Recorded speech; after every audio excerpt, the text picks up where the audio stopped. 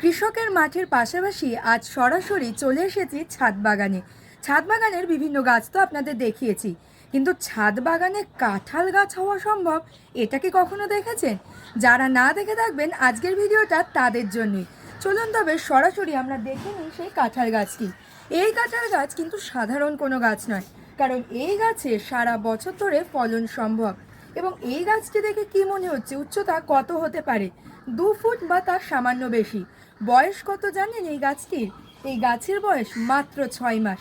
6 মাসের এই 2 ফুটের গাছটিতে কাঁঠাল এসেছে প্রায় 6টি পর্যন্ত। আমরা একটু সামনে থেকে দেখে নেব। এখানে দেখতে পাচ্ছি একটা কাঁঠাল রয়েছে, উপরে দেখতে পাচ্ছি এখানে আর একটা, এবং একটু পিছনের দিকে চলে গিয়ে এখানে দেখব 3টে, 4টে, 5টা, এবং এখানে একটা 6টা, এবং এখানে একটা 7টা। তাহলে আমি যে 6টা বললাম সেটাও আমি ভুল বলে ফেললাম। 2 ফুটের এই গাছে কিন্তু 7টে কাঁঠাল হতে পারে, তার চিত্র আমরা সরাসরি আপনাদের কিন্তু দেখালাম।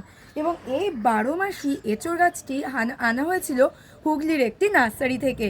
আমরা কৃষিবার্তার বিভিন্ন পর্বে আপনাদের দেখিয়েছি 12 মাসি এঁচোড় চাষের খবর, কৃষকের মাঠের খবর, কৃষকের সফলতার খবর। কিন্তু আজ সরাসরি ছাদ বাগানেও যে কাঁঠাল গাছ সম্ভব সেই চিত্র আপনাদের দেখালাম। এখানে তো যে সাইডে সিমেন্টের টপ করা হয়েছে এখানে লাগানো হয়েছে। আপনারা যদি না চান তবে বড় কোনো গামলা বা বড় কোনো টবে লাগাতে পারেন এই কাঁঠাল গাছ। এটা কিন্তু 6 মাস পরেই ফলন এসেছে, কিন্তু প্রথমবারের ফলন নেওয়া যাবে না। এগুলো কিন্তু আমরা ভেঙে দেব। এখানে আমরা দেখলাম যে 7টা এসেছে, তো এই গাছটা আমরা দেখতে পাচ্ছি এই যে কাঁঠাল হয়ে রয়েছে এগুলো কিন্তু আমরা ভেঙে দেব।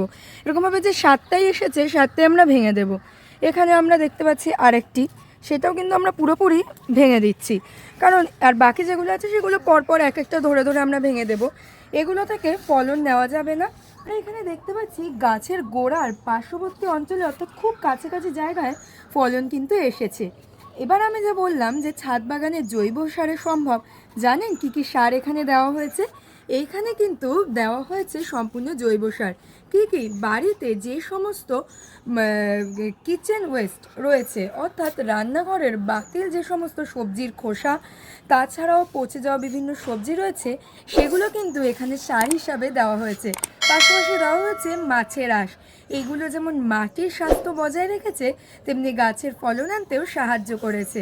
যেমন আমরা অন্যান্য সাধারণ গাছের ফলন পাই, এই গাছে তেমন নয়, সারা বছরই কিন্তু ফলন পাওয়া সম্ভব। আর আপনারা যারা চাইছেন ছাদ বাগানে এরকম একটি গাছ লাগাবেন, তারা অবশ্যই ছাদ বাগানে ছাদের সৌন্দর্য বৃদ্ধির পাশাপাশি জৈব সারে উৎপন্ন এঁচোড় খেতে ছাদে লাগিয়ে ফেলতেই পারেন। নমস্কার।